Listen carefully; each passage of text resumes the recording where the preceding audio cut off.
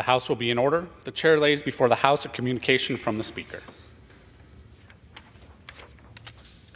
The Speaker's Rooms, Washington, D.C., January 16, 2024. I hereby appoint the Honorable Adrian Smith to act as Speaker pro tempore on this day.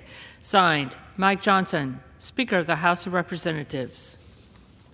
Pursuant to the order of the House of January 9, 2024, the chair will now recognize members from lists submitted by the majority and minority leaders for morning hour debate. The chair will alternate recognition between the parties, with time equally allocated between the parties and each member other than the majority and minority leaders and the minority whip, limited to 5 minutes, but in no event shall debate continue beyond 1:50 p.m. The chair recognizes the gentleman from Illinois, Mr. Krishnamurthy, for 5 minutes.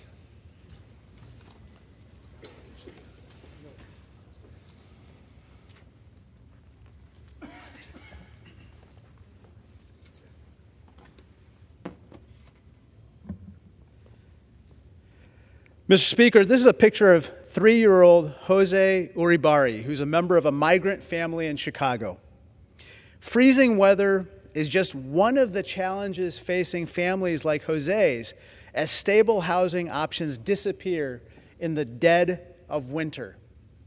Catholic Charities of Chicago is one of our local agencies leading the way in moving families from police station floors into better accommodations. But Catholic Charities cannot do it alone. Scarce local resources mean that Congress needs to step up as well.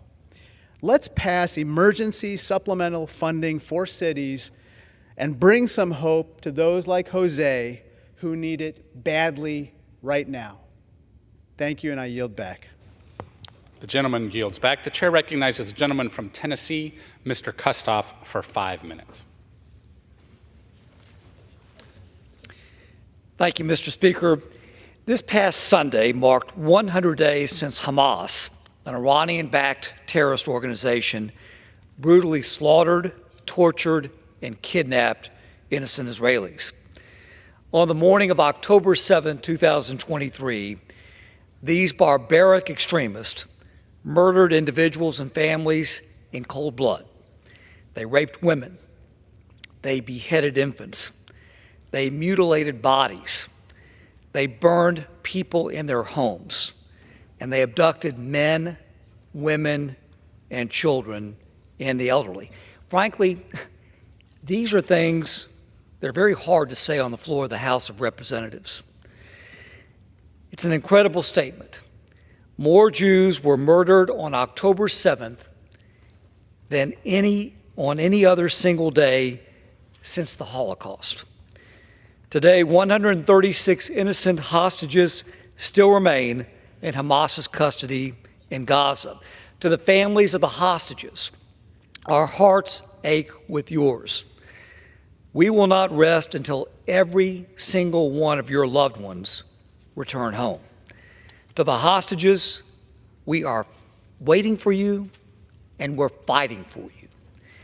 This is why I'm honored and privileged to lead a bipartisan initiative in the House of Representatives to highlight the stories of these innocent hostages.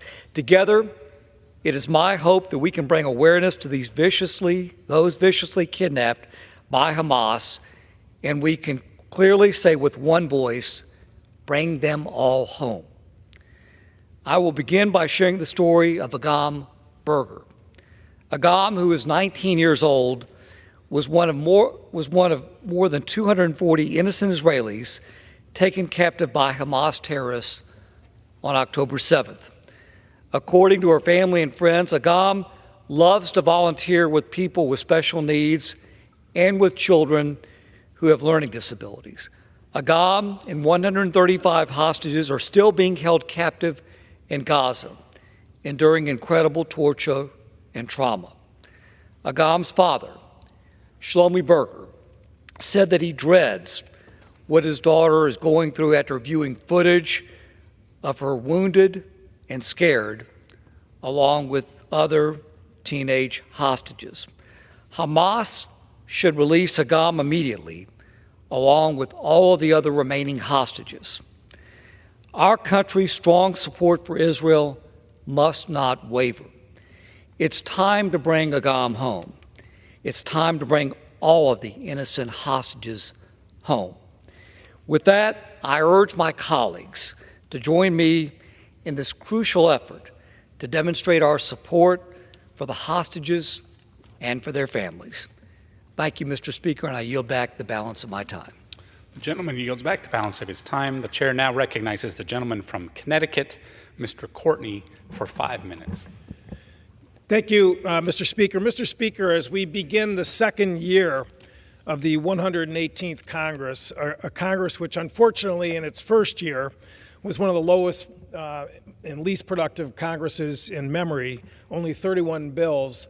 It is time, I believe, for us to come together and identify measures which have strong bipartisan support and would make a meaningful difference to the people of this country. One of those bills is H.R. 2663, the Workplace Violence Prevention for Healthcare Workers and Social Workers Act. It's a bill which I introduced back in April with Congressman Don Bacon of Nebraska. We have 151 co-sponsors. 10 Republicans are part of this effort. It is supported by 76 healthcare organizations, particularly those centered around nursing, the caring profession that every family relies on, and it's to address the frightening and accelerating epidemic of workplace violence that people who go to work every day in our hospitals, nursing homes, our EMS ambulances, our home health nurses are facing every single day.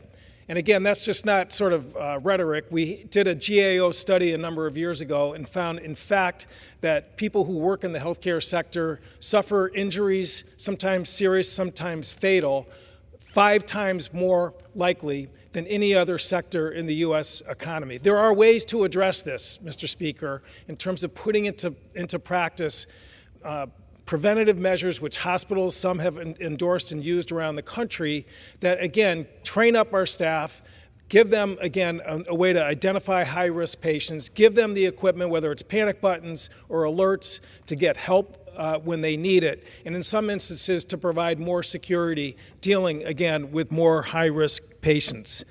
Again, the 76 organizations include the American Nurses Association, the American College of Emergency Nurses, the American College of Emergency Room Physicians, and again, the list goes on and on. And again, they are feeling this every single day. In my district, unfortunately, last October, we experienced a tragic loss of a nurse, and her name is Joyce Grayson of Willimantic, Connecticut. She was making a home health visit to a halfway house for a high-risk individual. He was on a sex offender list, had been convicted of a violent crime, and she went in at 8 o'clock in the morning to administer medication, and she never left. She was found stabbed to death. This is a woman who was 63 years old, 36 years as a nurse, 26 with the State of Connecticut Department of Mental Health and Addiction Services, 10 years as a home health nurse, mother of 6, brought in foster care children. She was identified and awarded the Foster Care Parent of the Year in the state of Connecticut in 2017 by the Department of Children and Families. She was an angel. That was the way she was described at the time that we as a state came together to mourn her. But her family has asked one thing. They want to see change. Their lawyer, Kelly Reardon of New London, Connecticut, gave an interview recently, and that was what the family is begging for. They don't want this to happen again. All of us rely on our healthcare workforce, Mr. Speaker, Republican or Democrat. All of us need them to take care of us. It's time for us to care for them. It is time for us to listen to them. It is time for us to put into practice common sense measures which are happening intermittently around the country and make it universal and enforceable for all of the people, again, from the caring profession and the healing profession. Let's pass H.R. 2663 in this Congress and do something meaningful for the American people. I yield back. The gentleman yields back. The chair now recognizes the gentleman from Pennsylvania, Dr. Joyce, for 5 minutes. Mr. Speaker, I rise to address the House and ask unanimous consent to revise and extend my remarks. Gentleman is recognized for 5 minutes.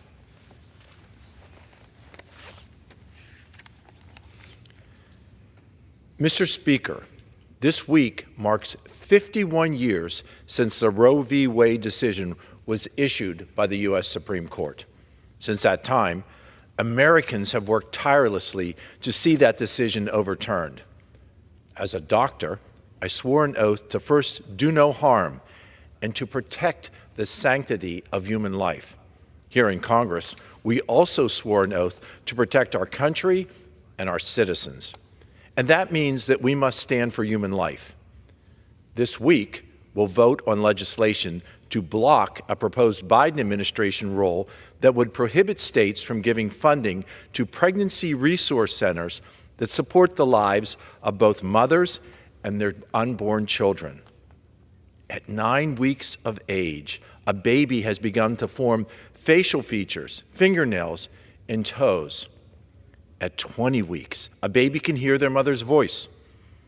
It is clear that these are children, and in Congress, it is our duty to protect the lives of the vulnerable. This week, let's join together and fight to protect all children both born and unborn. Thank you.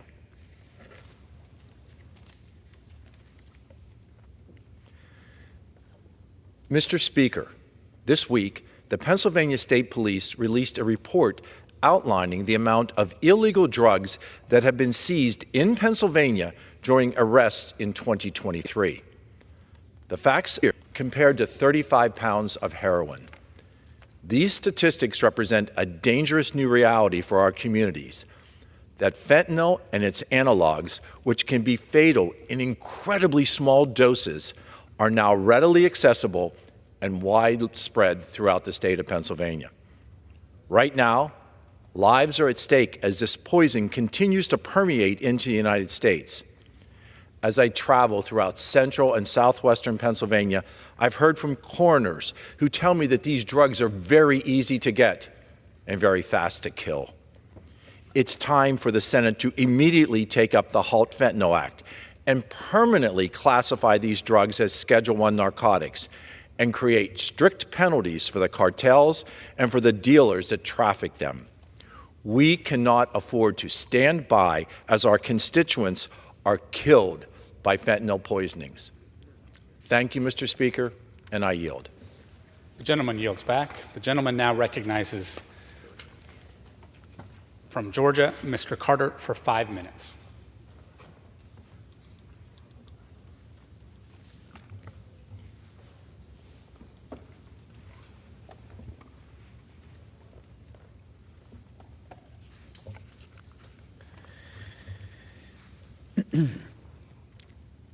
Mr. Speaker, I rise today to celebrate the retirement of Ward Stewart.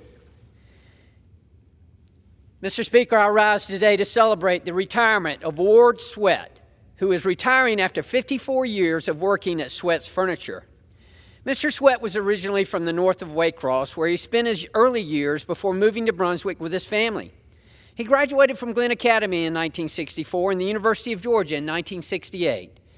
Shortly after graduation, he completed basic training in the National Guard and started working at the furniture store located in Fitzgerald in 1969, which his dad and the Singletons owned, along with a second location in Brunswick.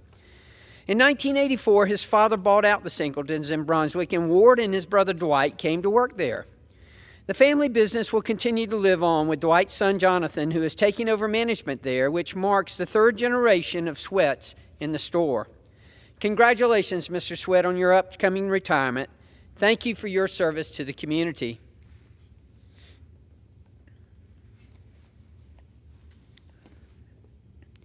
Mr. Speaker, I rise today in remembrance of Bob Griffith, who passed away at the age of 79. Bob Griffith Sr. was a longtime Effingham County football coach and was best known as a family man with dedication to his sport, his fellow coaches, and his players. Griffith was a former Virginia Tech team captain, having also coached at Effingham County High School, Appling County, and Colquitt County. He is also a member of the Georgia Athletic Coaches Association Hall of Fame, and he was awarded both State and Region Coach of the Year back in 1987.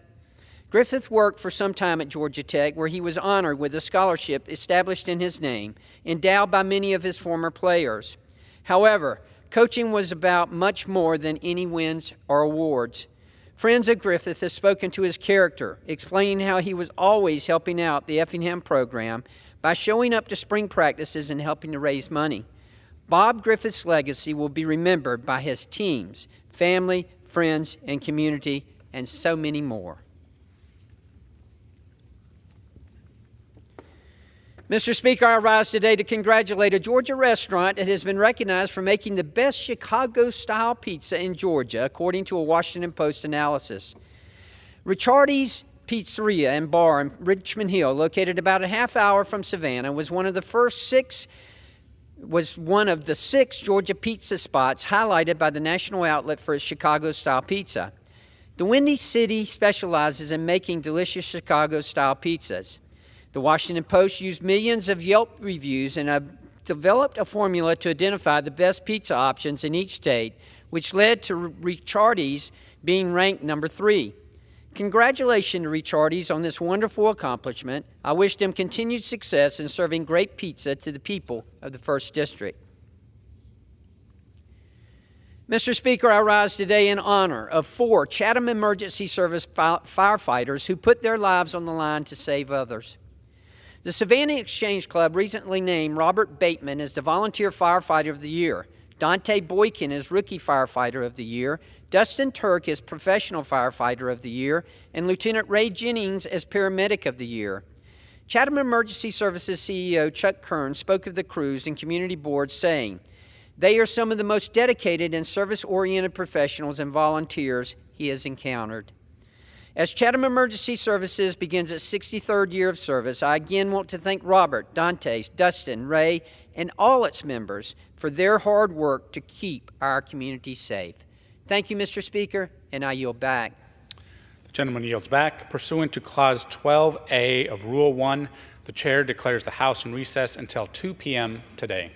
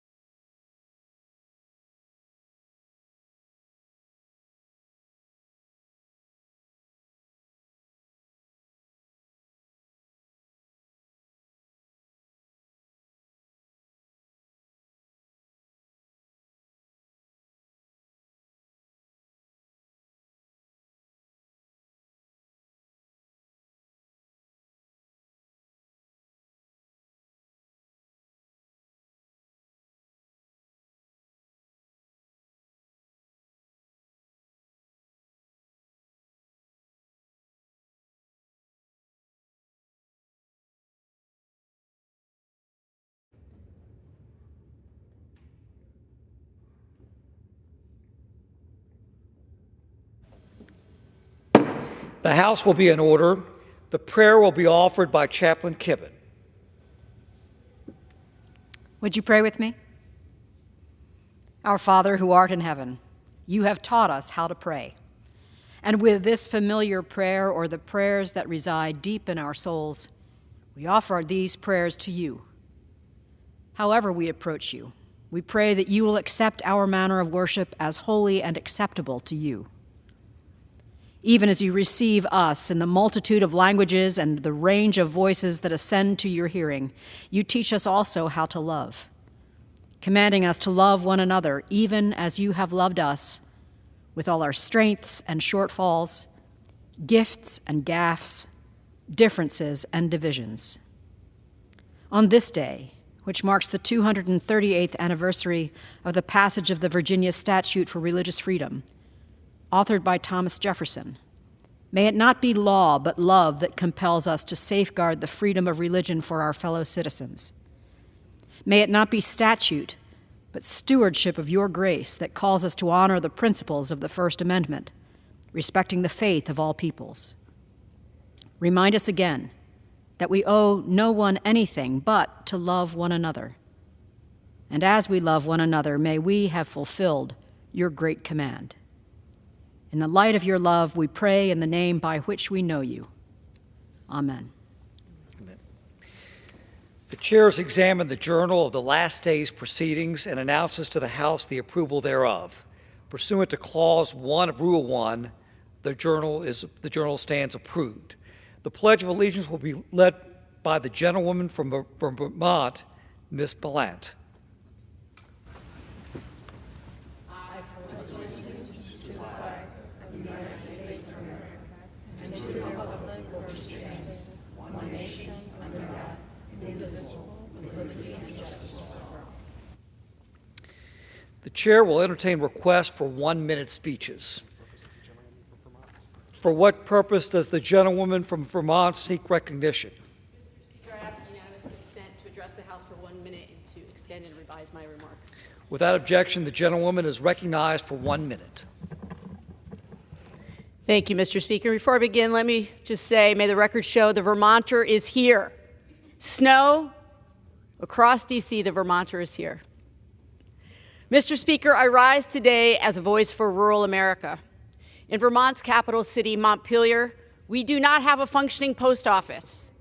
This is completely unacceptable. The post office is a vital, non-negotiable part of our communities. It's part of the fabric of rural America. Seniors depend on it, small businesses depend on it, and our downtowns depend on it to keep our communities vibrant and connected. Vermonters are frustrated, and rightly so, not only because they've been denied reliable, accessible service, but because the USPS has failed to give us any answers as we try to rectify this failure. Vermonters are not asking much. A fully functional post office in a state's capital city is not a big ask. We must get back to making government work for the people, its most basic functions.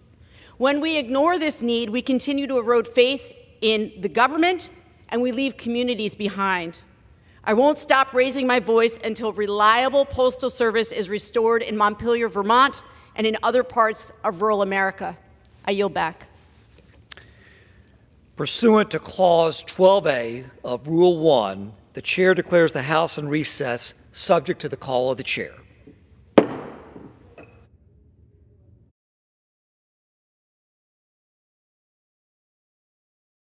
The House will be in order. Pursuant to Clause 8 of Rule 20, the chair will postpone further proceedings today on motions to suspend the rules on which a recorded vote or the yeas and nays are ordered, or votes objected to under Clause 6 of Rule 20. The House will resume proceedings on postponed questions at a later time. For what purpose does the gentleman from Nebraska seek recognition? Speaker, I move to suspend the rules and pass the bill H.R. 1568, Moving Americans Privacy Protection Act, as amended. The clerk will report the title of the bill. Union Calendar Number 231, H.R. 1568, a bill to amend the Tariff Act of 1930 to protect personally identifiable information and for other purposes. Pursuant to the rule, the gentleman from Nebraska, Mr. Smith, and the gentleman from New Jersey, Mr. Pasquarello, each control 20 minutes. The chair recognizes the gentleman from Nebraska.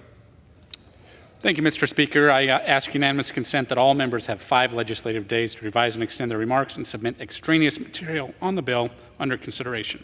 Without objection. Mr. Speaker, I yield myself such time as I may consume. The gentleman is recognized. Thank you, Mr. Speaker. The legislation before us today, the Moving Americans Privacy Protection Act, takes an important step to protect the privacy of all Americans, especially our veterans and service members returning from overseas. It requires Customs and Border Protection to remove personally identifiable information from any shipping manifest before CBP makes the manifest information available to the public. Under current law, Customs and Border Protection is required to make certain shipping manifest information available for public disclosure. Unfortunately, there is no requirement to ensure these manifests do not contain Americans' personal information. Instead, U.S. citizens returning home from military postings or job opportunities abroad are expected to navigate a complicated and bureaucratic system that often experiences significant delays, I might add, to request that any personal information be removed from manifests to protect their identity from fraudsters and scammers. Our brave men and women in uniform, as well as Americans whose employers or family commitments have required them to relocate overseas, already face numerous hurdles when they return home. Ensuring U.S. Customs and Border Protection proactively removes this data from manifests is a simple, straightforward, and actually long overdue step to protect their identities. I applaud Representatives Michael Waltz and Representative Bill Pascrell for their leadership on this legislation, and Senator Daines, Stabenow, and Peters for leading this effort in the Senate. I urge my colleagues in the House of Representatives to follow the Ways and Means Committee's lead and unanimously pass this bipartisan legislation. Thank you. I reserve the balance of my time. Gentleman from Nebraska reserves. The gentleman from New Jersey is recognized. Mr. Speaker, I yield myself as much time as I may consume. The gentleman is recognized. Thank you, Mr. Speaker. I rise in support of H.R. 1568, the bipartisan Moving Americans Privacy Protection Act. I believe that privacy is something we're going to be discussing on this floor for the next 10 years. We're trying to catch up to the electronics that exist in our lives, and we want to make sure that people are all respected. We know protecting privacy is a difficult and constantly evolving challenge. This is especially true in our modern world. Privacy is deeply important for all Americans, particularly our service members abroad. Unfortunately, our troops are often victims of identity theft. For security purposes, U.S. Customs and Border Protection requires manifest sheets to document the cargo of incoming vessels. The Moving Americans Privacy Protection Act will ensure that personnel data on cargo manifests cannot be abused. I'm proud to co-lead this crucial and common sense measure with the gentleman from Florida, Mr. Waltz. In recent years, manifest data has been mistakenly exposed, enabling identity theft, credit card fraud, and unwanted solicitations. Our plan will protect Americans from having their personal information compromised. We must make sure information like names and addresses and social security numbers and passport numbers can be removed from cargo manifests before they are disclosed. This is a no-brainer. We are talking about protecting people's privacy, including service members and their families serving abroad. Mr. Speaker, I ask for unanimous consent to enter into the record 2 letters of support for the Moving American Privacy Protection Act. The first is from the New Jersey Warehouse and Movers Association. The second is from the American Trucking Associations and a coalition of supportive organizations. I strongly encourage my colleagues to support this common sense measure today. I thank you, and I reserve the balance of my time. Without objection. And the gentleman from New Jersey reserves. The gentleman from Nebraska is recognized. Mr. Speaker, I yield 5 minutes to the gentleman from Florida, an expert on this topic, Congressman Michael Waltz. Gentleman from Florida is recognized. Thank you, Mr. Speaker. And Mr. Speaker, I rise today in support of my bill, H.R. 1568, the Moving America's Privacy Protection Act. This bipartisan, bicameral bill will require U.S. Customs and Border Protection, CBP, to remove personally identifiable information, including Social Security and passport numbers, from cargo manifests before they are disclosed to the public. Currently, CBP requires manifest sheets, which include PII, in order to disclose and document the cargo of incoming vessels for customs and security purposes. Now, originally, the intent of this requirement was to increase competition. It was to facilitate better public analysis of import trends. It was to allow port authorities and transportation companies to more easily identify potential customers and changes in their industry. Like many things we do here, it had a viable and good intent. However, in recent years, the PII of relocating individuals has, again, been publicly released. That has enabled identity theft, it's enabled credit card fraud, unwanted solicitations, and importantly, from a national security standpoint, the disclosure allows our adversaries, from terrorist organizations to foreign intelligence organizations, from our adversaries like China, Russia, Iran, to easily access the PII of our service members and their families as they move around the globe to keep this great nation free. The personal identification, Mr. Speaker, of every American should be safe and secure. But due to the current public disclosure of cargo manifests, our service members and their families are experiencing a higher risk of identity theft, of fraud, and of targeting as they move abroad in service of our nation. It is critical that we make the necessary steps to protect them from this dangerous and fraudulent activity. The Moving Americans Privacy Protection Act is essential to protect their private information, not only of our service members, but of all Americans. I want to thank Ways and Means Chairman Jason Smith. I want to thank Representative Pascrell, the Democrat co-lead, and particularly to thank the Ways and Means staff for their hard work in working with my team to move this bill through committee and move it to the full House for consideration. I look forward to passage of the full House. I encourage my colleagues to support this legislation, and I look forward to working with Senator Daines in particular in the Senate to get this important bill signed into law. Thank you, Mr. Speaker, and I yield my time. I reserve. The gentleman from Nebraska reserves. The gentleman from New Jersey is recognized. Mr. Speaker, I have no further speakers. I am prepared to close. I yield myself the balance of my time. Protecting the privacy of the American people must be our priority. I strongly urge my colleagues to support this common sense measure. I thank you, and I yield back. Thank you, Mr. Speaker. Gentleman from New Jersey yields. Gentleman from Nebraska is recognized. Thank you, Mr. Speaker. My colleagues have sufficiently described the details of this bill, why we need to do it, and that we should do it immediately. So I certainly urge my colleagues to support it so that we can get this done, especially in assistance to our men and women in uniform. Thank you. I yield back the balance of my time. The gentleman from Nebraska yields. The question is, will the House suspend the rules and pass the bill H.R. 1568? Those in favor say aye. Those opposed, no. In the opinion of the chair, 2/3 being in the affirmative. Mr. Speaker. Gentleman from Nebraska. I object to the vote on the ground that a quorum is not present and make the point of order that a quorum is not present. Pursuant to Clause 8 of Rule 20, further proceedings on this motion will be postponed.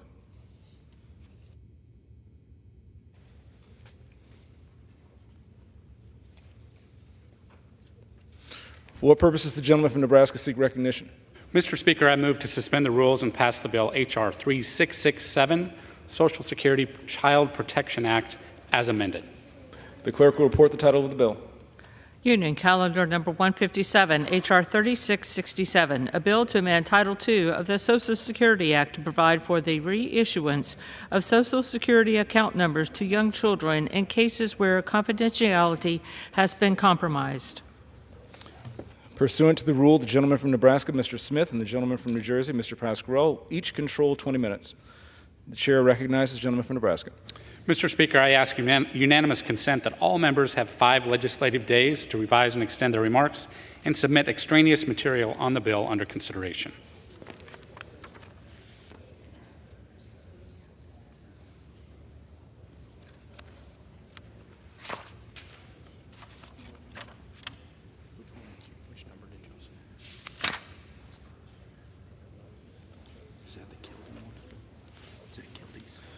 The gentleman from Connecticut, Mr. Larson, will control 20 minutes as well. The gentleman from Nebraska is recognized.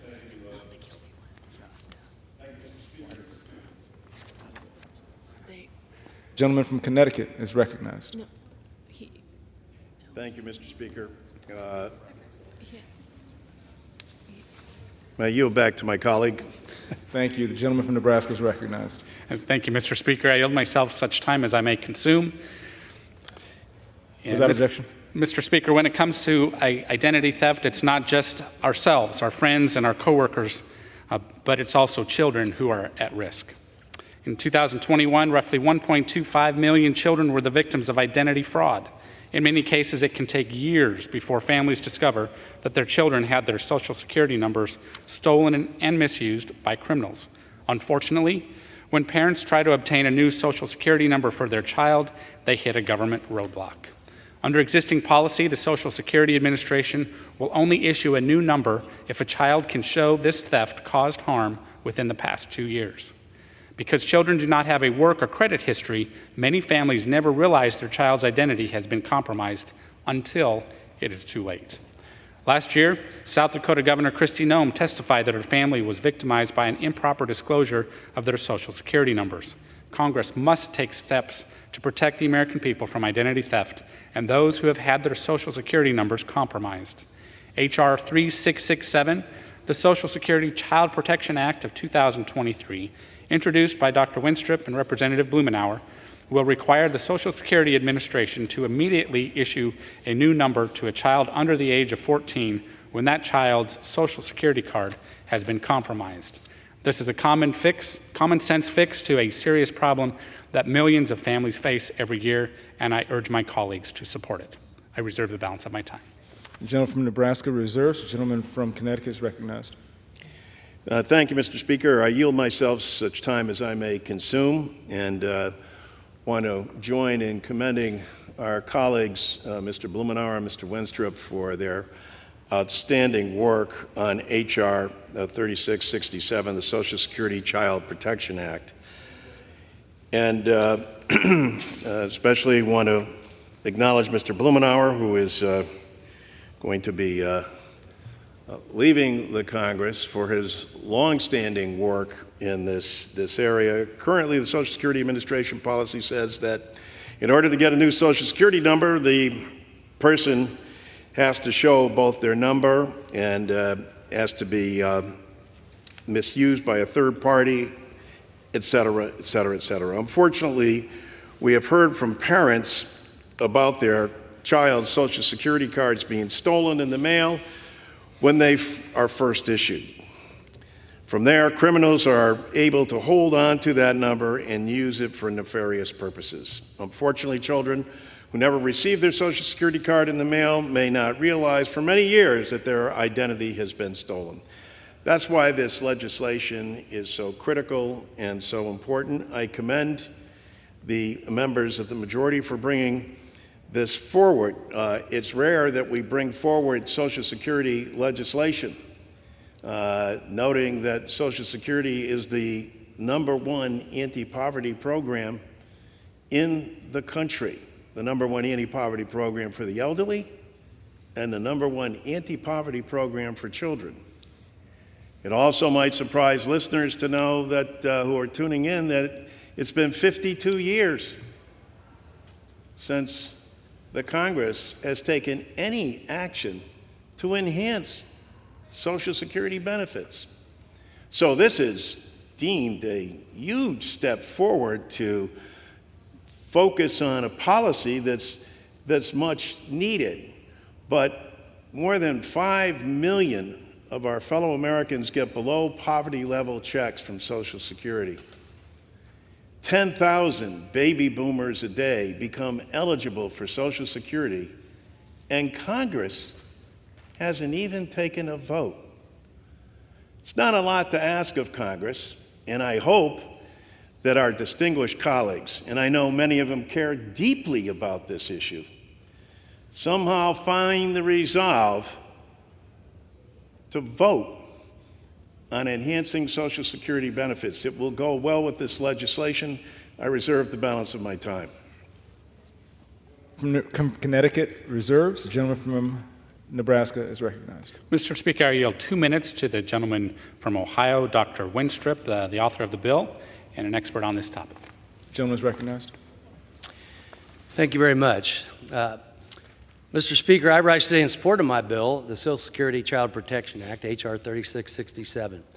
Child identity theft is a serious problem in our country, and families across America should have the ability to protect their children when a child's Social Security number is compromised early in life.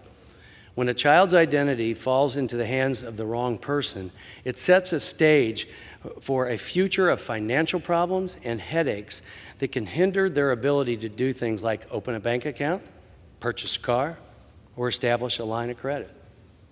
I know firsthand that often when adoption takes place, there's a recommendation that that child, who may already have a Social Security number, get a new Social Security number for protection. Unfortunately, the Social Security Administration's current policies make it challenging for families to obtain a new Social Security number after a child's Social Security number has been compromised. The common sense legislation that we propose would direct the Social Security Administration to issue a new Social Security number to a child under the age of 14 if that child's Social Security card was lost or stolen. Parents should not be forced to navigate bureaucrat red tape to protect their child's financial future. I'm proud to be leading this bipartisan solution with my friend and colleague, Representative Blumenauer, and I urge all my colleagues to support this measure, and I thank my Ways and Means colleagues and staff for their support of this sensible legislation, and I yield back. The gentleman yields. The gentleman from Nebraska is recognized. I reserve. The gentleman from Nebraska reserves. The gentleman from Connecticut is recognized. Mr. Speaker, I have no further speakers, and I am prepared to close. Is recognized.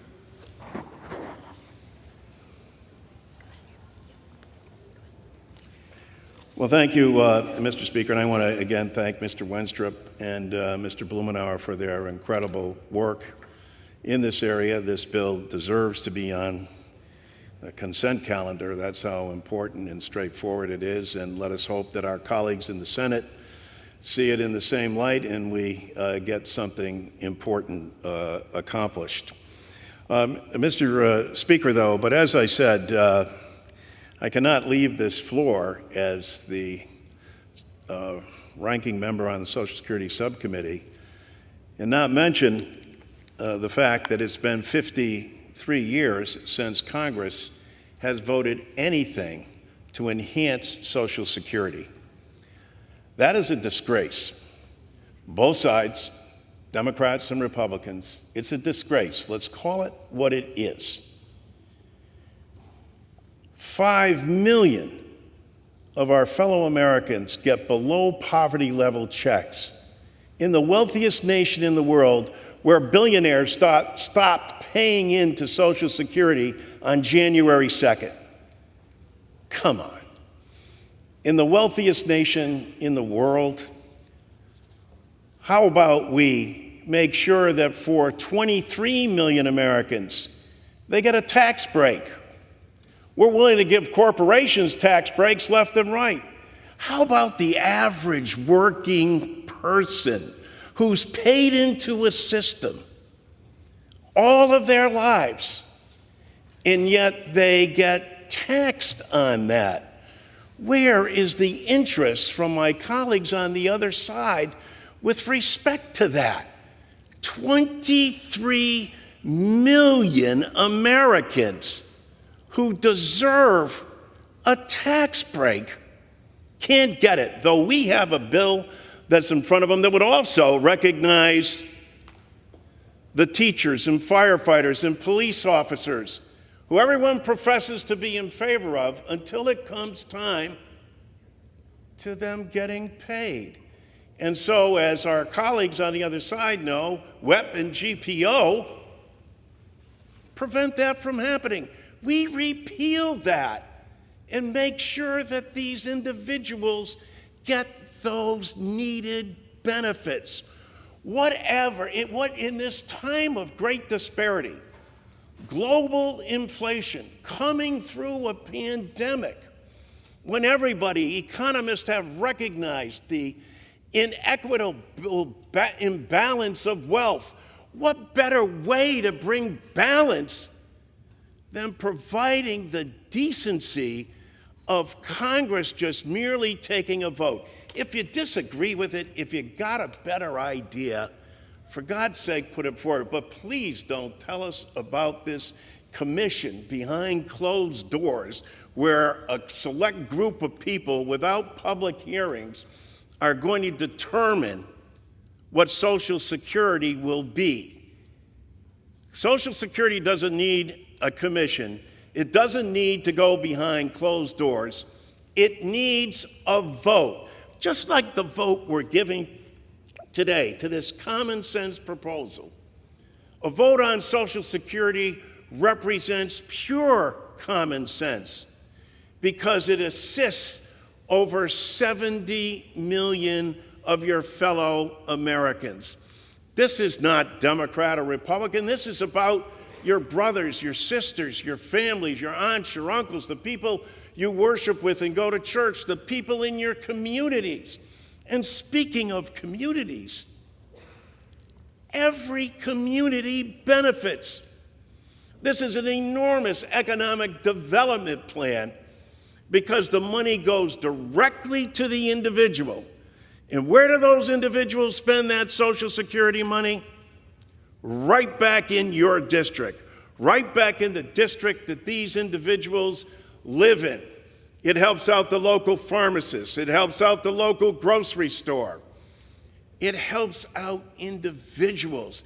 This is something that should be embraced by both sides. Ironically, in the past, when Social Security has been enhanced, it happened under Dwight David Eisenhower. It happened under Mr. Nixon as well. But since Richard Nixon was President of the United States, Social Security has not been enhanced. Here we are, coming out of a global pandemic, coming out of global inflation, and the very individuals that need our help the most, our seniors, we won't even give them a vote. This is the United States Congress. We come here and represent the people of our districts. This is a benefit they not only richly need, they deserve. It's something they have earned. This is not an entitlement as some profess. This is an earned benefit. Yes, for all you viewers at home, you know all you have to do is look at your pay stub. It says FICA, Federal Insurance Contribution. The federal insurance is Social Security. The contribution is yours. And oh yes, the employer gives also, but he gets a tax break for that, completely able to write it off. So, Mr. Speaker, I thank Mr. Blumenauer and Mr. Wenstrup for allowing me the opportunity to come here this afternoon and address their bill, but provide an opportunity as well, because I don't think we're going to see many more coming where we'll actually get to vote on Social Security benefits and enhancements for the people that were sworn to serve. Mr. Speaker, again, 10,000 baby boomers a day become eligible for Social Security. 53 years since we last enhanced the program. More than 5 million get below poverty level checks, having paid in all their lives. 23 million Americans are being denied a tax cut that they would otherwise receive. Teachers and firefighters, et cetera, will see the repeal of WEP and GPO. And we can't get a vote on this on the Ways and Means Committee or on the floor of the Congress, Mr. Speaker, as I said, it's a disgrace. Make no mistake, both parties share a blame, but there's no excuse for not taking a vote and putting this before the American people so they can fully appreciate. They understand the need because they feel it every day because of the situation that they find themselves in, because Congress has failed to act. Congress has failed to vote. The fundamental thing that we're sent here to do is represent people and vote, and not to vote on the most basic of issues, the nation's #1 anti-poverty program for the elderly, #1 anti-poverty program for the children, and we do not vote on it. Oh yes, and it's paid for. It's paid for by those very billionaires who stopped paying in on January 2nd to Social Security. The guy making $50,000, $35,000, Mr. Speaker, he's paying in the whole time. Guy making $100,000, $150,000, they're paying in the whole time. Those other guys aren't. Most people don't realize that there's a cap, and they're exempt from paying. How about we lift that cap and they pay their fair share?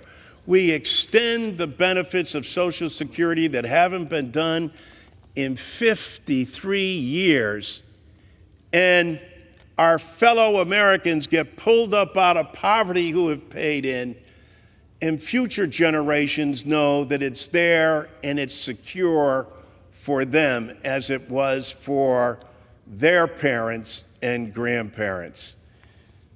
And with that, Mr. Speaker, I yield back the balance of my time. The gentleman from Connecticut yields. The gentleman from Nebraska is recognized. Thank you, Mr. Speaker, and I certainly thank my colleagues for a bipartisan effort in moving forward a solution. I'm proud to say that the tradition within the Ways and Means Committee is that especially Social Security issues are bipartisan, and when we can work together, we can move legislation forward. I always welcome opportunities to have discussions that we know are important for America. And the need to address Social Security, it is my hope that we can have a bipartisan action moving forward. But meanwhile, we have a bill here that I think shows that we can work together to strengthen Social Security, that we can root out some fraud and assist the American people in rooting out fraud and hopefully ultimately preventing it, so that Social Security can be stronger as a result. So I urge my colleagues to support this good piece of legislation. Certainly thank you to Dr. Winstrup for his diligent efforts along the way. And with that, Mr. Speaker, I yield back the balance of my time. Gentleman from Nebraska yields. The question is, will the House suspend the rules and pass the bill H.R. 3667 as amended? Those in favor say aye. Those opposed, no. In the opinion of the chair, 2/3 being in the affirmative. Mr. Speaker. This is the gentleman from Nebraska seek recognition. I object to the vote on the ground that a quorum is not present and make the point of order that a quorum is not present. Pursuant to Clause 8 of Rule 20, further proceedings on this motion will be postponed.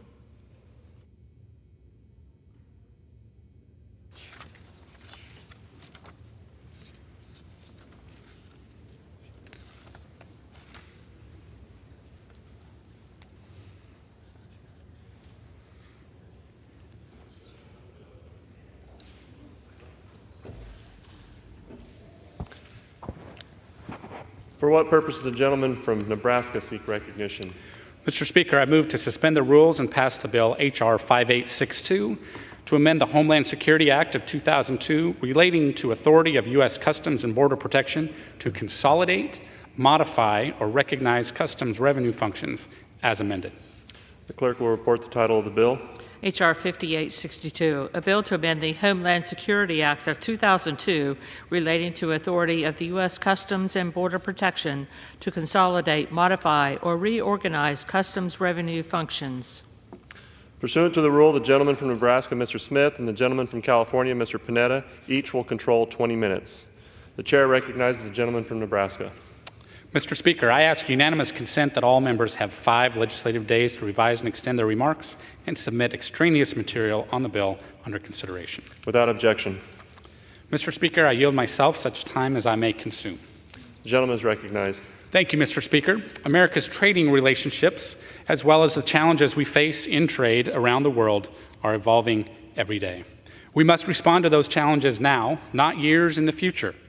Families, farmers, workers, and small businesses rely on us to look out for them in an increasingly complex world. Last year, the Ways and Means Committee traveled to the port of Staten Island in New York and a cattle auction barn in Minnesota to listen to the American people whose livelihoods depend on international trade. They all asked Congress to do more to insist on strong enforcement of our trade laws. The bill before us, H.R. 5862, will help address the challenge of ever-changing threats around the world through more effective enforcement of U.S. trade laws. It takes 6 narrowly defined jobs at Customs and Border Protection and replaces them with a single position of trade specialist in the agency's Office of International Trade. This streamlining will make CBP respond faster and more effectively to our nation's trade challenges and protect and defend America's economic interests. I want to thank the bill's sponsor and author, certainly Representative Steele, as well as Representative Panetta, for taking the lead on this critical issue for American workers and the security of our supply chains. This bipartisan legislation will help ensure that American workers, families, farmers, and small businesses are not left behind. I urge my colleagues to support the bill, and I reserve the balance of my time. The gentleman from Nebraska reserves. The gentleman from California is recognized. Thank you, Mr. Speaker. I yield myself such time as I may consume. The gentleman is recognized. Thank you, Mr. Speaker. I rise in support of H.R. 5862, the Global Trade Specialist Act. It's legislation that I'm proud to have co-led with my friend and fellow Californian, Representative Steele, and it's a bill that would allow Customs and Border Protection to fulfill the position of Global Trade Specialist, which would help facilitate and further our nation's trade by giving CBP the flexibility to flow with the future of international trade. Now, as we know well, Customs and Border Protection has an important role to play when it comes to supporting trade. That is why CBP also should have the proper authority to modernize their staffing as the trade environment evolves. Currently, CBP's Office of International Trade has several distinct but separate trade positions. This includes such jobs as import specialists, international trade analysts, management and program analysts, trade economists, auditors and attorneys, and so forth. These jobs do help CBP execute and enforce U.S. trade laws and ultimately protect our American economy. But there is a position missing, and that's a global trade specialist. Now, CBP has created such a position, but it doesn't have the flexibility, nor does it have the legal authority to hire for this position. Our legislation would give CBP that needed authority and so much more. The Global Trade Specialist position would allow CBP to realign and reshape the workforce in response to the evolving trade environment. It would be able to do this because the position also would better utilize and focus existing resources and customs revenue functions. It would give CBP more flexibility to modernize its trade workforce, to retain its employees, and to build its institutional knowledge. It would equip trade employees to more effectively execute trade enforcement and compliance operations, and it would increase professional development opportunities. And ultimately, by making trade facilitation jobs more attractive and rewarding, rather than bureaucratic and boring, this legislation will enhance CBP's ability to recruit and retain staff and meet the mandated staffing levels as set forth in the Homeland Security Act of 2002. In the formulation of this bipartisan legislation, I'm not only proud to have worked with my fellow Ways and Means and California colleague, Ms. Steele, but it was built from provisions that were included in both the House's American Competes Act and the Senate's United States Innovation and Competition Act. We also have incorporated feedback from CBP to ensure that this provision would work as intended and made additional changes at the request of Office and Personnel Management. Lastly, this legislation is supported by the National Treasury Employees Union, which represents CBP workers. Due to its broad support, this legislation passed unanimously at that Ways and Means Committee markup last November. And I want to thank Chairman Smith and Chairman Adrian Smith, and of course Ranking Member Neal, for supporting this bipartisan bill that is the product of good faith collaboration. It is a bill, Mr. Speaker, that will allow CBP employees to go beyond a bureaucratic role and actually allow CBP to be creative, to be flexible, and to be forward-thinking when it comes to the ebbs and flows and the future of trade. That is why I worked on this legislation. It is why I fully support its passage, and I encourage all of my colleagues to vote yes on the Global Trade Specialist Act. Thank you, Mr. Speaker. I reserve the balance of my time. The gentleman from California reserves. The gentleman from Nebraska is recognized. Mr. Speaker, I yield 3 minutes to the gentlelady from California, and author of the bill, Mrs. Steele. The gentlelady from California is recognized for 3 minutes. Thank you, Chairman Smith. And Mr. Speaker, I rise today to urge my colleagues to support H.R. 5862, the Global Trade Specialist Act. I am proud to have introduced this bipartisan legislation with fellow Californian Congressman Jimmy Panetta. In the 20-plus years since Congress created the Department of Homeland Security, the world has changed drastically. That means reforms are needed to improve U.S. Customs and Border Protection's global trade operations. For over 5 years, CBP has requested authorization to create a global trade specialist position within its International Trade Office. This position would improve trade law enforcement and facilitate legitimate trade.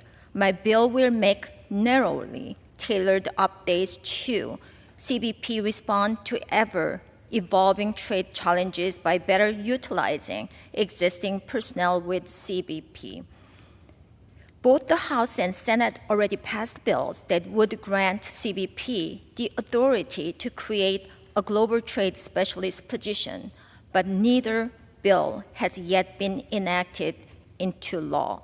The Ways and Means Committee has repeatedly heard hearing testimony about how a global trade specialist position with the CBP will better serve the needs of American workers and safeguard supply chains. That's why the Ways and Means Committee passed the bill unanimously by a margin of 42-0 in November of last year. As geopolitical relationships change more rapidly and drastically in the modern world, it's critical that we empower CBP to operate as efficiently as possible.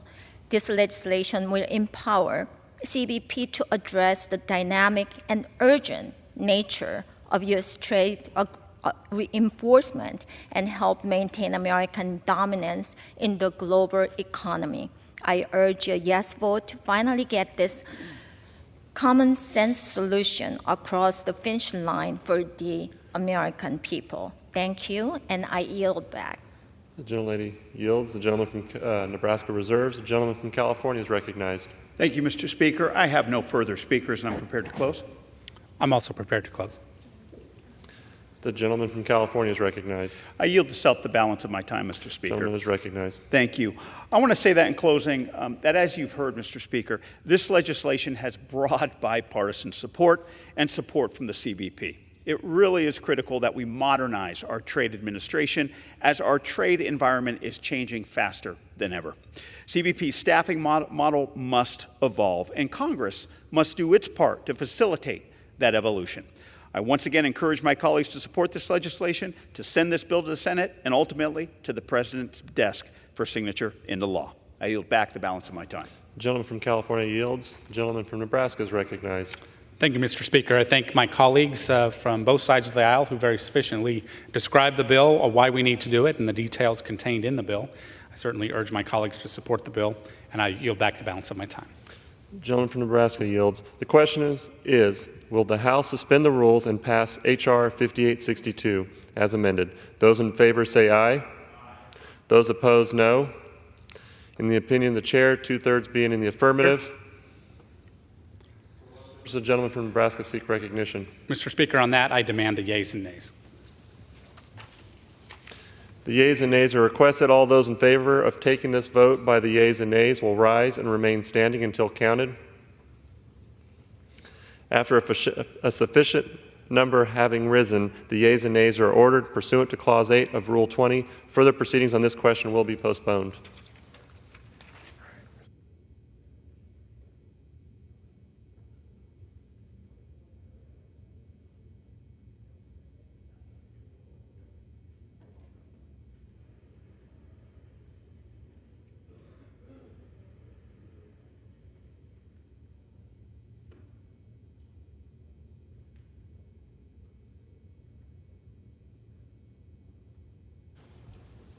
For what purpose does the gentleman from California seek recognition?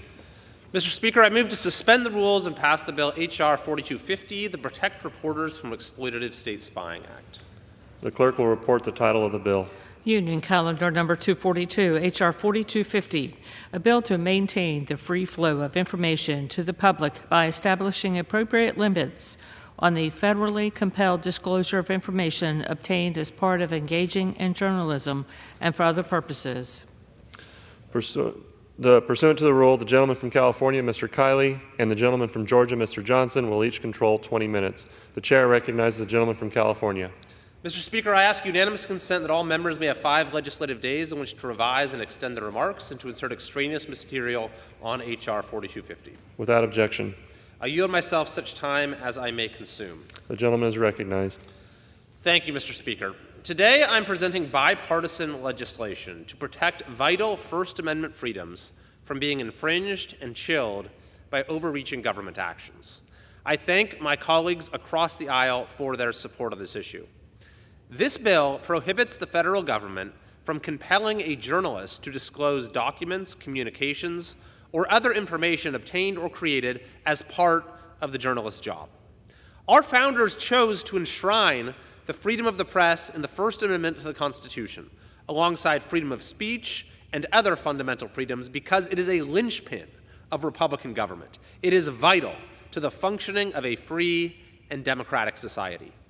As James Madison said, a popular government without popular information or the means of acquiring it is but a prologue to a farce or a tragedy, or perhaps both. A people who mean to be their own governors must arm themselves with the power which knowledge affords. Well, the most commonly understood form of potential abuse involves the output of a free press, that is, censorship. It is also critically important to protect the inputs, that is, the work of journalists in reporting on the affairs of the nation. That is, a key aspect of freedom of the press is the pursuit of truth without government entanglements or intimidation. If the government forces journalists to reveal sources or work product, it could undermine the gathering of information that is in the public interest. That's why 32 states and the District of Columbia have expressly protected this right with statutory shield laws, and 49 states have either a statutory or common law privilege that protects journalists from compelled disclosure. These laws allow journalists to do their jobs without fear that the government will unreasonably seize their records. Today's legislation, the Press Act, does the same thing at the federal level. Administrations from both parties have been guilty of unjustly targeting journalists and using compulsory process to obtain information from them and their sources. Now, over the years, versions of this very bill have received widespread support from across the political spectrum, and indeed, this bill passed through the Judiciary Committee on a unanimous bipartisan vote. Mr. Speaker, liberty depends on the freedom of the press, and journalists are often the first to expose government fraud, waste, abuse, and encroachments on personal freedoms. In a free country, we need to make sure that the government cannot unmask journalists' sources without good cause, and that's why the need for this legislation is so strong. This bill provides those protections, and it is long past time for this legislation to be signed into law. I want to close by again thanking my Democrat colleagues for their support, and especially my fellow Judiciary Committee colleague, Mr. Raskin. This bill is proof that it's possible for Congress to set politics aside and act to protect the rights of all Americans. I urge support and reserve the balance of my time. The gentleman from California reserves. The gentleman from Georgia is recognized. Thank you, Mr. Speaker. I rise in strong support of H.R. 4250, the Protect Reporters from Exploitive State Spying Act, or the Press Act, and I extend to myself such time as I may consume in support of this bill. The gentleman is recognized. Thank you. Introduced by my colleagues, Representatives Kevin Kiley, Darrell Issa, Harriet Hageman, Russell Fry, Jamie Raskin, and Ted Lieu, H.R. 4250 is a reporter shield law that will ensure that journalists can engage in effective journalism while reducing the risks of putting themselves or their confidential sources upon whom they rely to bring critical stories to the public's attention in legal jeopardy. Specifically, H.R. 4250 would create a strong but qualified federal statutory privilege that protects journalists from being compelled by the federal government to reveal confidential sources and information. The bill also allows the government to defeat this privilege under certain circumstances where a court determines that the disclosure is necessary to prevent or identify any perpetrator of an act of terrorism, or to prevent a threat of imminent violence, significant bodily harm, or death, and then only after the journalist is provided notice and an opportunity to be heard before the court. Additionally, the bill prohibits the federal government from compelling an electronic service provider that stores a journalist's information to disclose that information, as well as information relating to the journalist's personal account or technology device to the government. The government can defeat this privilege only if a court determines that there is a reasonable threat of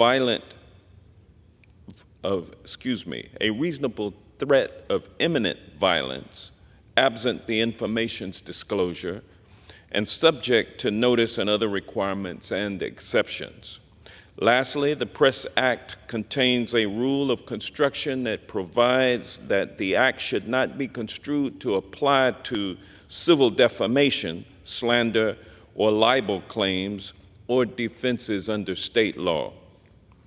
The rule of construction also makes clear that the act does not prevent the federal government from pursuing an investigation of a journalist or organization that is suspected of engaging in criminal or terrorist activity, is a witness to a crime unrelated to journalism, or is suspected of being an agent of a foreign power. This is necessary and long overdue legislation.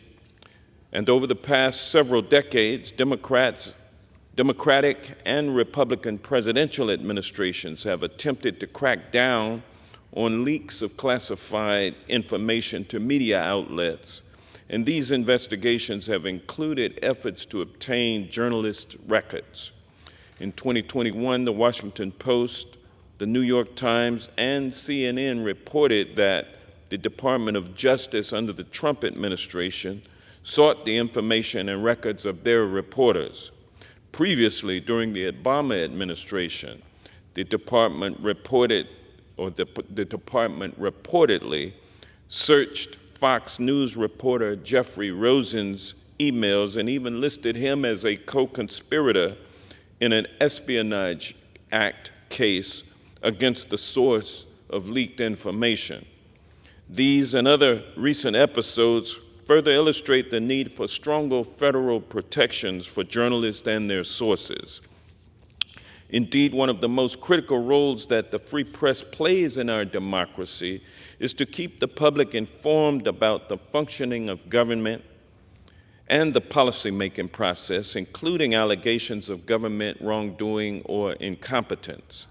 Yet the press's ability to carry out this role would be seriously eroded if a reporter could not obtain complete and accurate information about such wrongdoing or incompetence by assuring confidential sources their anonymity. The Press Act would protect a journalist's ability to bring these important stories to the public attention, stories which almost always hinge on protecting the identity of confidential sources without unwarranted interference by the federal government. The lack of a federal press shield law is quite striking, given the broad and bipartisan support for such laws. Currently, over 40 states and the District of Columbia have enacted press shield laws or otherwise afford similar privileges through their state constitutions or common law.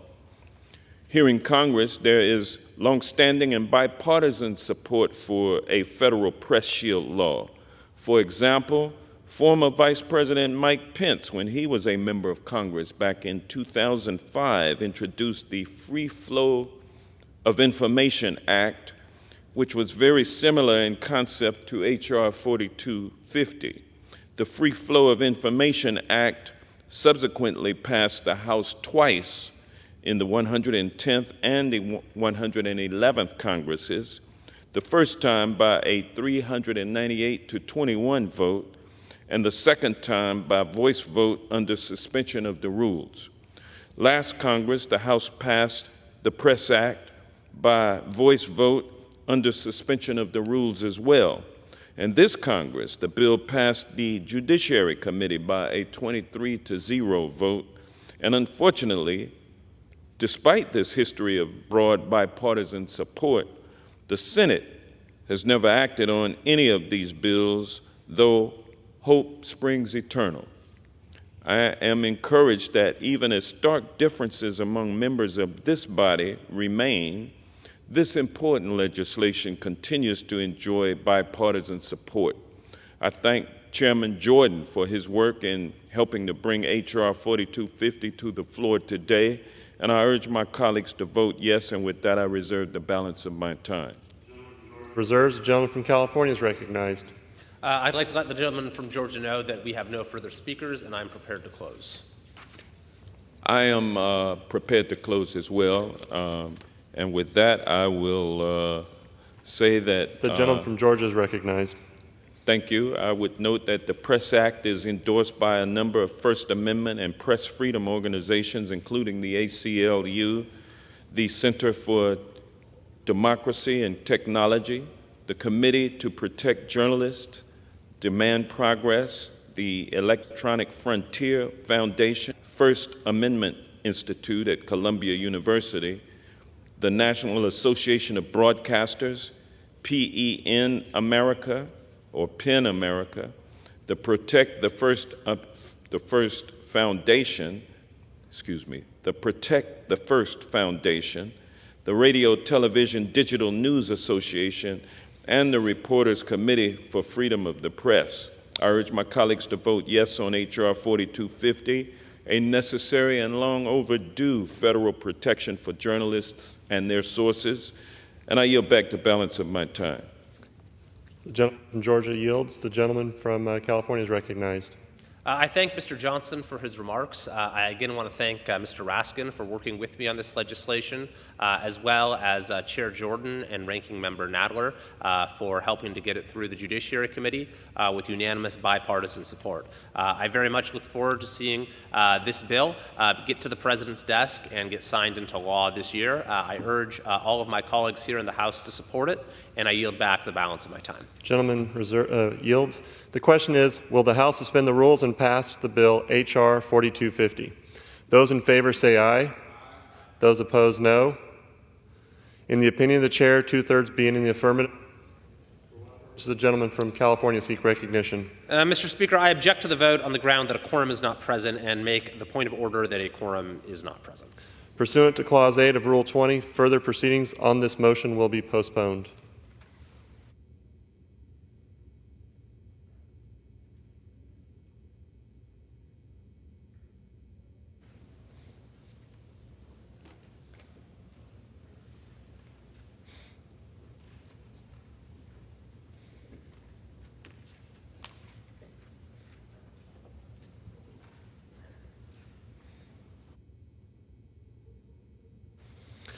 For what purpose does the gentleman from New Jersey seek recognition?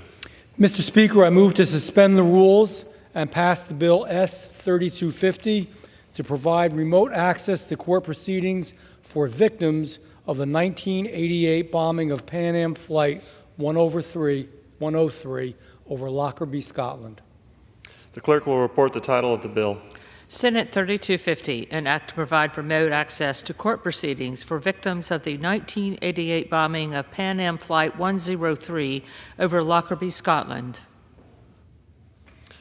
Pursuant to the rule, the gentleman from New Jersey, Mr. Van Drew, and the gentleman from Georgia, Mr. Johnson, will each control 20 minutes. The chair recognizes the gentleman from New Jersey. Mr. Speaker, I ask unanimous consent that all members have 5 legislative days in which to revise and extend their remarks and to insert extraneous materials on S-3250. Without objection. I yield myself such time as I may consume. The gentleman is recognized. Thank you, Mr. Speaker. On December 21st, 1988, a bomb planted by Libyan terrorists detonated on Pan Am Flight 103, and it was flying over Lockerbie, Scotland. 270 people, including 190 Americans, 34 of which were from my home state, the state of New Jersey, lost their lives in this tragic attack. Over 30 years later, the Department of Justice announced the arrest and indictment of the alleged bomb maker. His trial is scheduled to take place in Washington, D.C., with pretrial hearings that are already underway. However, given the time that has passed and the attack's international impact, surviving families are generally older, and some of them are physically unable to attend these hearings. Others live scattered across the United States of America and the world, making it difficult to travel and to attend. In light of this fact, the government filed an unopposed motion with the court to provide remote access to the proceedings for the victims of this bombing. Unfortunately, the court denied the motion, finding that no statute or case law authorized such an accommodation. This bill, fortunately and importantly, provides that authorization. S-3250 provides the court with a limited one-time only authorization to accommodate the victims of Pan Am 103 bombing by making remote video and telephonic access available to these victims and their families. Additionally, there is precedent for this type of measure. Congress passed similar laws authorizing access for trials for victims of September 11th, and again during the COVID-19 pandemic. This bill is supported by the victims of Pan Am Flight 103, which is an organization comprised of family members who those that they loved were killed on the flight. Their unyielding resolve in holding those responsible for the murder of their loved ones is the embodiment of American tenacity and American spirit. I'm proud to have spearheaded the House version of this important legislation, which will ensure the victims of these attacks can witness as the architect of this atrocity faces the full weight of the American justice system. Let this case serve as an unwavering warning to our enemies around the world. If you harm Americans, if you dare to strike at the heart of America, know this: there will be no refuge and no corner of the earth where you can hide. You will find no peace. I urge all members to support this bill, and I do reserve the balance of my time. The gentleman from New Jersey reserves. The gentleman from Georgia is recognized. Thanks. Thank you, Mr. Speaker. I rise in strong support of S-3250, a bill to ensure that the victims and families of the victims of the 1988 bombing of Pan Am 103 over Lockerbie, Scotland, have remote access to the court proceedings that will finally bring one of the perpetrators of this terrorist attack to justice. And in support of this legislation, I yield to myself such time as I may consume. The gentleman is recognized. Thank you. On December the 21st of 1988, Pan Am Flight 103 took off from London Heathrow Airport en route across the Atlantic to New York's Kennedy Airport.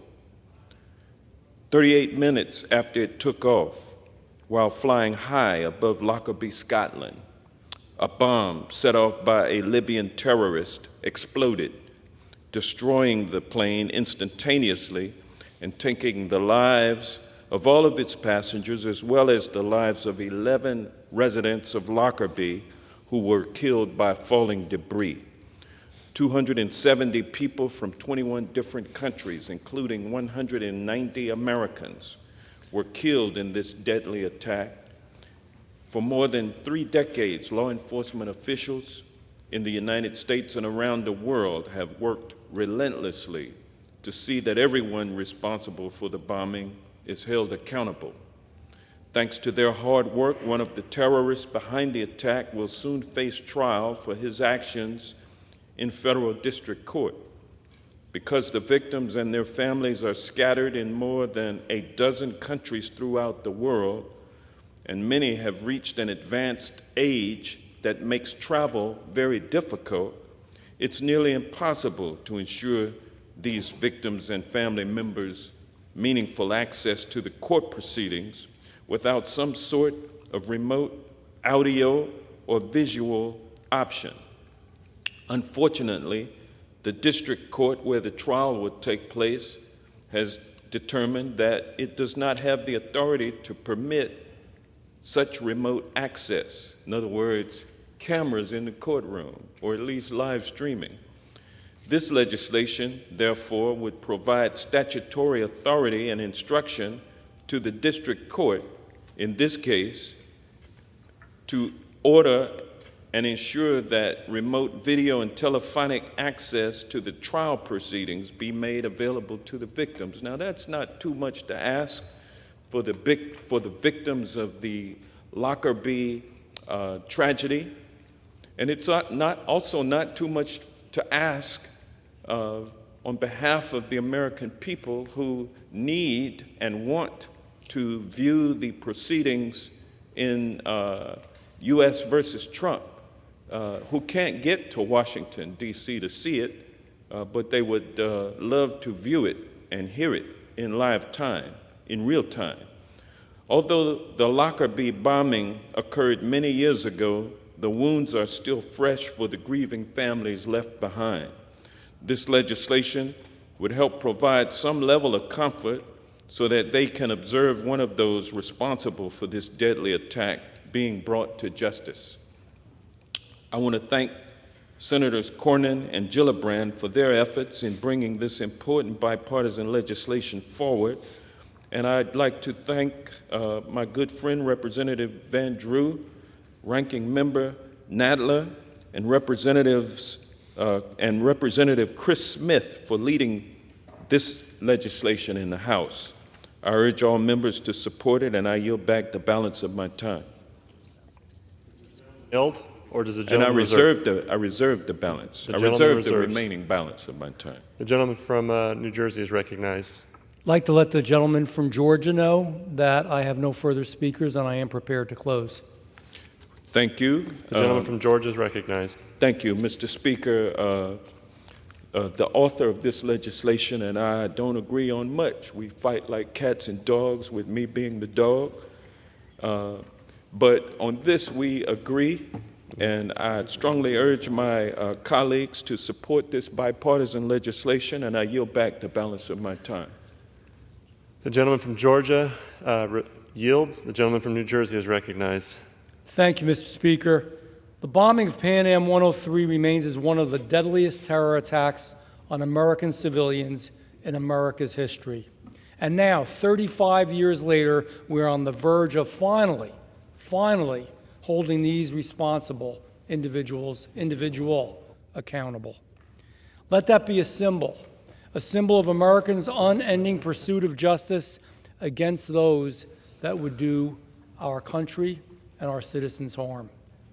I want to thank the families of the victims of this attack for their involvement with this bill and their tireless work in achieving justice for the loved ones. I want to thank the bipartisan coalition, both in the Senate and here in the House that helped this bill move rapidly to the President's desk. I want to thank my good friend from Georgia for his support, and I want to thank Ranking Member Adler. Ranking Member is an important guy, and I certainly should thank him as well. We appreciate his support, and we appreciate the Ranking Member Nadler, as well, of course, as the Chairman of the Judiciary Committee, Jim Jordan. I once again urge all of my colleagues to vote yes on this important bill. I thank you, and I yield back the balance of my time. The gentleman from New Jersey yields. The question is, will the House suspend the rules and pass Senate Bill 3250? Those in favor say aye. Those opposed, no. In the opinion of the chair, 2/3 being in the affirmative, the gentleman from New Jersey seek recognition. Mr. Speaker, I ask for the yeas and nays.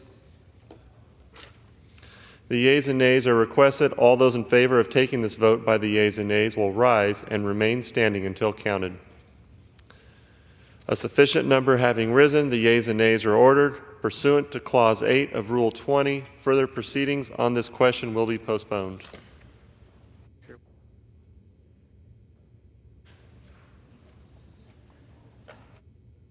The chair will now entertain requests for 1-minute speeches.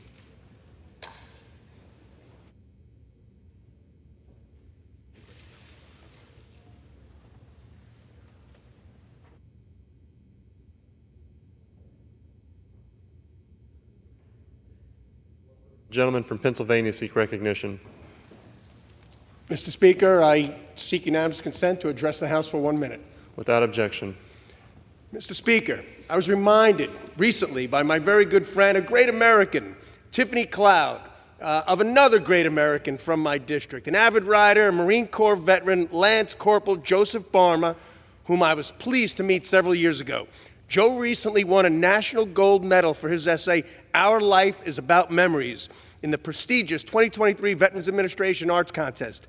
This impressive feat marks his 4th national gold medal in this highly competitive veteran writing contest. Joe Barna, Mr. Speaker, served our country with honor during the Korean War with the 1st Marine Division, 1st Regiment, 1st Battalion, Baker Company, Anti-Assault Platoon. He writes essays. He wrote a book, God Makes Angels and Navy Corpsmen, a Korean War veteran's memories of the war and life. Joe also uses his writing talents, and he actively promotes for veterans' causes throughout our community. He's all about America, and he's all about veterans. Mr. Speaker, today on the House floor, I am not only honored to recognize Lance Corporal Joseph Barma, but I strongly encourage all Americans to read the essay, Our Life is About Memories. It's sad, it's heartwarming, it's patriotic, and it's written by a great American. Mr. Barna, thank you for your service, and I yield back, Mr. Speaker. The gentleman yields back. For what purpose does the gentleman from Pennsylvania seek recognition? Mr. Speaker, I move that the House do now adjourn. The question is on the motion to adjourn. Those in favor say aye. Those opposed, no. The ayes have it. The motion is adopted. Accordingly, the House stands adjourned until 10 a.m. tomorrow morning for morning hour debate.